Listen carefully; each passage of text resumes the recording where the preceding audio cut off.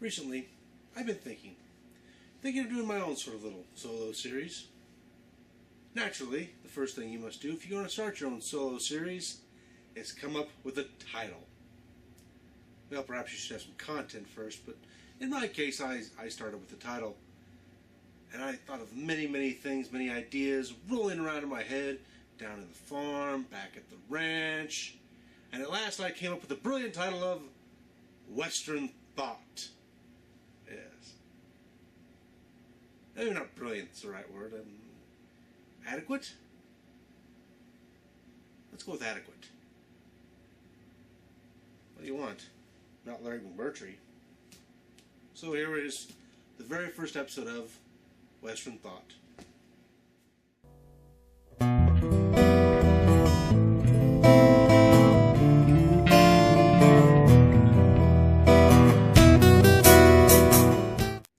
Today, I would like to talk about a very important issue. Cow tipping. Many of you saying, that's not important, and you would be correct. But you know why I think it's important today? Because it's not real. For years, I've endured many forms of media telling me about cow tipping and how everybody in the country goes cow tipping. For those of you not aware of what cow tipping is, perhaps a brief demonstration will do for you. Please? Clearly, I cannot bring a cow into my home. Therefore, we're going to have to use a stand-in. Now, for those not aware, cow tipping is essentially this. A person sneaks up upon a sleeping cow on its feet and pushes it over. That's the concept. So, pretending that this chair is a cow, pretending that I am a silly redneck, and this cow is asleep. Ta-da! Extremely impressive event. Is that it? Yes. Yes, that's it. I guess you go hog wild when it falls over.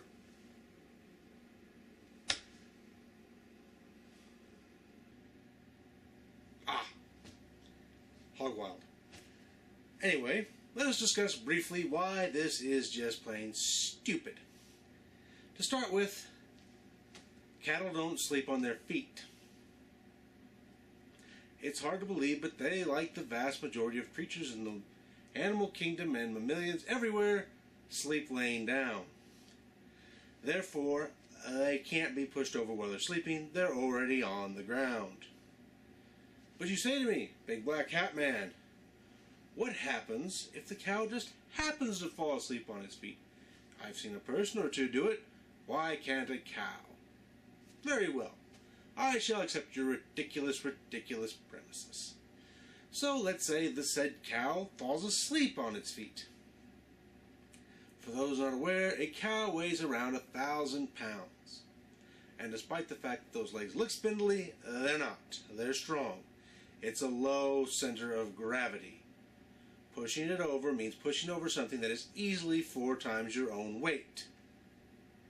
It's not gonna happen. One last point to bring up. Cattle are domestic, but they're a little bit feral. For those who don't know, if you've ever walked up to a herd of cattle, they instantly scatter. They hear you coming. They're not deaf or dumb. So, all the reasons cow tipping is not possible. They don't sleep on their feet. They're too large. And they're skittish. So, attempting this task will result in a couple of things. One, the most obvious, the cow will run away from you. However, there is a more severe consequence. Let's say this cow happens to have a calf, and you have now managed to walk in between the cow and calf. It's a mother. It's defensive. We already established it weighs 4 times what you do. It's not gonna work out.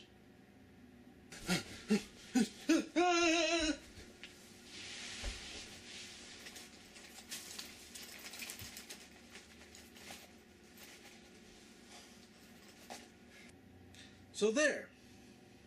I hope I've dissuaded any of you from trying anything so silly as to go out and attempt to tip over cattle in the dark.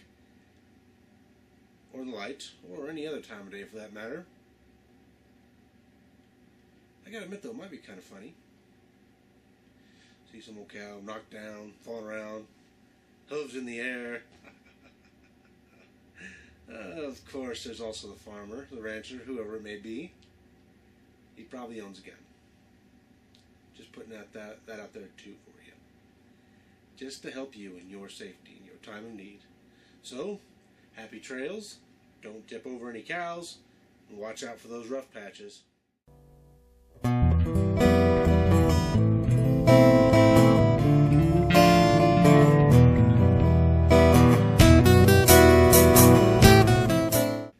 Oh, one last thing.